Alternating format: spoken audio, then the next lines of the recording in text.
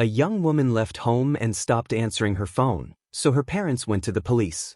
Detectives quickly started turning up one alarming lead after another, and it didn't take long before a pretty grim picture began to emerge. And once they uncovered the full truth, the case made national headlines because its details shook people to their core. Megan Newborough was born in August 1997 in a small British town called Nuneaton, not far from Birmingham. She grew up in a big, close-knit family. She had an older sister and a younger brother. When she was just 2, her parents signed her up for dance classes, and from that point on, dancing became one of the biggest parts of her life. She also adored animals, and she was always begging her parents to let her have pets like hamsters, dogs, and even rabbits. Megan had a tight group of friends from an early age, and they all said the same thing about her. She was genuinely kind, knew how to show up for people when things got tough, and she had this way of really understanding what someone else was going through. After school, she studied at a local college, then landed a job in HR at a large brick manufacturing company. She settled in quickly, won over her coworkers, and started making plans for the future. The summer of 2021 was a big moment for her. Megan was 23, and she'd already managed to buy her first place. She was supposed to get the keys just a few days before her birthday, and she couldn't wait to move in with her dog. Until then, she was still living with her parents in her hometown. On August 6th, at around 7:30 in the evening, she told her mom she was going out to meet someone for a walk, got into her car, and drove off. Her parents expected her back within a couple of hours, but by 9:30, she still wasn't home. They texted her, then tried calling, but Megan didn't answer. She wasn't responding on social media either, and they started to worry. Still, Megan was almost 24 and very independent, so they decided to wait until morning. They figured she might have stayed over at someone's place or gone somewhere with friends, but she never got in touch. And by morning, her parents decided to call the police. Megan's older sister told officers that the night before, Megan had been planning to meet up with her boyfriend, a 30-year-old man named Ross. They'd met at work a few years earlier, but they'd only started dating recently. Her sister said Megan described him as kind, caring, and a genuinely decent guy, and that the relationship was going great. Police went to speak with him, while other officers started tracking Megan's car using an automatic license plate reader system. They quickly saw that at 9:30 p.m., about 2 hours after she'd left home, her car had been spotted on camera in a nearby town, roughly a 40-minute drive away. But that still didn't answer the big question. Why hadn't she come home? When officers arrived at Ross' house in Colville, they found his parents there, but Ross himself wasn't home. His mom and dad said he'd gone to a nearby town to visit a local bar, so officers called him. Ross told them Megan had come over to his place the night before and stayed for about an hour while his parents were out. Then, he said, she headed home, telling him she was going to stop at McDonald's on the way for a milkshake. Ross also said he'd been trying to reach her all day, but she wasn't responding. According to him, he'd texted her a few times the night before and got nothing back. He assumed she'd made it home and fallen asleep, but when she still hadn't replied the next day, he kept messaging her. Given that police had called Ross while they were literally standing inside his house, and his parents agreed to let them look around, officers decided to do a quick walkthrough and see if anything felt off. When they stepped into the living room, they saw it was a mess. It was stuff scattered across the floor, and a large damp stain soaking into the carpet. Ross's parents said he'd spilled coffee there, but they admitted they hadn't actually seen it happen since they hadn't been home the night before. As they moved further in, officers spotted red stains along the baseboard in the hallway that looked like blood, so they called in forensic techs to collect samples and send them to the lab. Soon enough, the results came back. The red marks on the baseboard were Megan's blood. So, later that night, police returned to Ross's parents' house and arrested him on suspicion of kidnapping. Ross stayed oddly calm. He even asked if he could put on socks before they took him to the station. As they were cuffing him, one officer asked straight up where Megan was. Ross barely whispered, "Can we talk about this at the station?" But the officer pushed back. Even a whispered answer would do. He could tell Ross didn't want his parents to hear, so he kept his tone friendly, trying not to scare off what sounded like a possible confession. Ross leaned in and murmured, "She's in Woodhouse Eaves." It was a tiny village near the same town where he'd been sitting in a bar earlier that day. Then, he got more specific and named a rural road just outside the village. The officer then asked if she was okay, but Ross quietly said, no. He also added one more thing. Ross said he'd been planning to call police himself the next morning. While detectives drove Ross to the station, their colleagues headed straight to the area he'd named Searching the Road with K9 units. It was already the middle of the night, and the stretch of road ran for miles, but they weren't about to waste a second. Before long, they also called in a helicopter, and the crew started scanning from above, trying to spot Megan. Not long after that, officers noticed a small patch of flattened grass a few yards off the road, near a low stone wall, so they walked over to take a closer look. When one of them shined a flashlight over the wall, he saw a woman's body. Part of her clothing was missing, and there were clear injuries around her neck. They immediately knew it was Megan. Medical examiners later came to a chilling conclusion. Megan died from strangulation, and only after she was already dead did the killer stab her in the neck 14 times. Meanwhile, police located Megan's car. It had been abandoned in the parking lot of a college in a nearby town. Forensics found Megan's blood on the front passenger seat, and nearby they recovered a glove that contained Ross' DNA. On top of that, investigators requested location data from Megan's phone and learned something else. Since the night she vanished, it had been sitting in a field not far from Ross' home. And because the phone was still on when it was left there, the data was precise enough for officers to go right to it and find it in the grass. When they examined the phone, they also found Megan's messages with Ross. The text showed that on the night she disappeared, she indeed drove to his house. After the murder, Ross started messaging her and leaving voice messages, acting like he was worried she wasn't responding.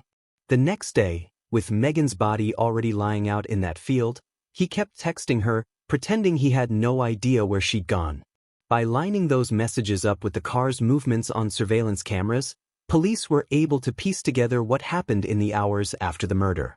Ross, who didn't have his own car or even a driver's license, had been driving Megan's car around the area with her body sitting in the front passenger seat, dumping evidence along the way. That trail led investigators to security footage near a fitness center. It showed Ross pulling into the lot, getting out, and tossing various items into a trash can. One camera even caught him changing clothes right there by the car, stuffing what he'd been wearing into a bag and throwing that bag in the bin too. After that, he didn't get back into the car at all. He just left it there and took a taxi home. Police immediately collected everything from those trash containers, and inside they found blood-stained clothing belonging to Megan, rags with blood on them, her glasses, and Ross' own clothes as well. At that point, investigators had a pretty solid working timeline. Megan likely arrived at his place around 9 p.m., and about 40 minutes later, he strangled her, then stabbed her in the neck over and over, and started trying to cover his tracks. But there was still one key piece missing. Motive. That changed pretty quickly. Even before a detective sat Ross down for a formal interview, they went back through his earlier messages with Megan. In those texts, Ross admitted he struggled with erectile dysfunction, and he said he blamed it on the ADHD medication he had to take. Megan didn't pull away from him. Instead, she told him she'd support him. A few weeks later, Ross started talking about wanting to try being intimate with her, but based on their messages, it didn't work. And after that, his texts started getting more and more angry and aggressive, while Megan kept trying to calm him down and reassure him. Detectives also searched his computer, and that only added to the pile of evidence. At around 11 p.m., basically right after he got home from dumping Megan's body, Ross Googled, "How to tell a girl you love her." Minutes later, he left Megan a voice message saying he was worried and didn't understand why she wasn't answering. Then, things took an even darker turn. Right after recording that message, Ross started looking up articles about 3 well-known killers. He opened multiple pages about Levi Belfield, who murdered at least 3 women, then read about Ian Huntley, responsible for 2 murders, and after that, he pulled up several articles about Peter Sutcliffe, also known as the Yorkshire Ripper. After that, his phone and computer went quiet until the next morning. But at around 6:30 a.m., he was back at it, searching articles about serial killers again, while also visiting an adult site and watching videos focused on violence and humiliation. When he was done, he texted Megan, "Morning, babe." Not long after that, he started Googling the safest prisons in Britain, who cuts inmates' hair, and other questions about what life in prison is like. So, in a short window of time, investigators had built a pretty overwhelming picture of what Ross had been doing and what likely happened to Megan. But they still needed to interview him, and the story he told didn't match the narrative detectives had worked out. From the beginning, Ross didn't deny killing her. He admitted it, but he claimed it happened during an argument and that he lost control. He said he strangled Megan, then went to the kitchen, grabbed a knife, and stabbed her in the neck over and over. As for what set him off, Ross gave detectives his explanation. He said that years earlier he'd been abused, and that it had affected him ever since. That night, when they tried to be intimate, he claimed it triggered flashbacks of that trauma, and he snapped. He also told them that at the start of that breakdown he'd managed to pull away from Megan, but that she tried to comfort him and came closer.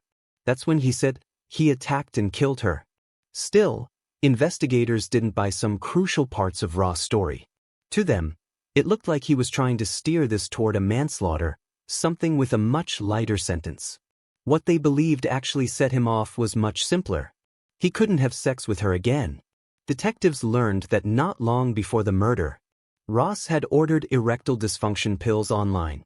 He was likely hoping they'd fix the problem, but it still didn't work.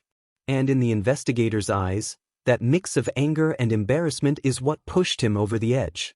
Ross also admitted Megan was one of the very few people he'd ever told about his condition. Investigators thought he may have been terrified she'd tell someone else, even though, by all accounts, Megan had only ever been supportive and understanding. And then, there were Ross' searches right after the killing. Detectives believed he had an unhealthy obsession with serial killers, sexual depravity, and violence, and that he wasn't just panicking after the murder. He was indulging something. In their view, he got real gratification from the idea of committing a brutal crime, and with his impotence issues, that may have been the only thing that made him feel in control. Finally, investigators pointed to how hard he tried to cover it up, and the fact that he only admitted to killing Megan after he was arrested. He didn't just dump her body and get rid of evidence, he also kept texting her, trying to make it look like he had no idea where she'd gone. He just didn't think through the basics. Ross likely didn't expect to be caught on multiple security cameras tossing blood-stained items and driving Megan's car around. He also didn't think to power off her phone before he ditched it in a field, which is exactly why police were able to locate it. And he probably didn't realize detectives could pull his browser history and see the serial killer searches and the violent adult content he'd been watching. But, despite all of that, Ross kept pushing the same line. It wasn't a premeditated murder. It was a loss of control. So, the case went to court. Ross' lawyer tried to convince the jury that it all came down to an uncontrollable burst of rage, triggered by Ross' past trauma, along with his struggles with depression and anxiety. He even went into the trauma in detail, saying Ross had been abused by a man named Stephen Beedman, who in 2016 was sentenced to life in prison with a minimum of 35 years before parole for a different crime. Beedman and a friend had kidnapped and killed a young woman, but he didn't spend long behind bars and later died of a heart attack. The case became one of the most infamous in the UK, and it's been covered in several major documentaries. Still, none of that convinced the jury that Ross was being truthful and the prosecution's version of events felt far more solid to them.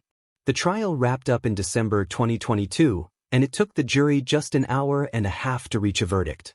Ross was found guilty of murder and was given a life sentence, with the chance of parole no earlier than 23 years.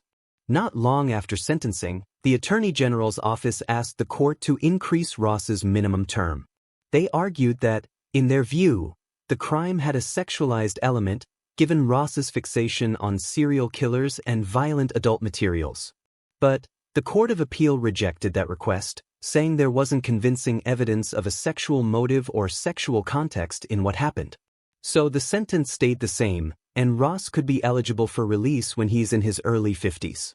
It's also worth noting that during the trial, Ross repeatedly broke down in tears, but Megan's family didn't believe it was genuine.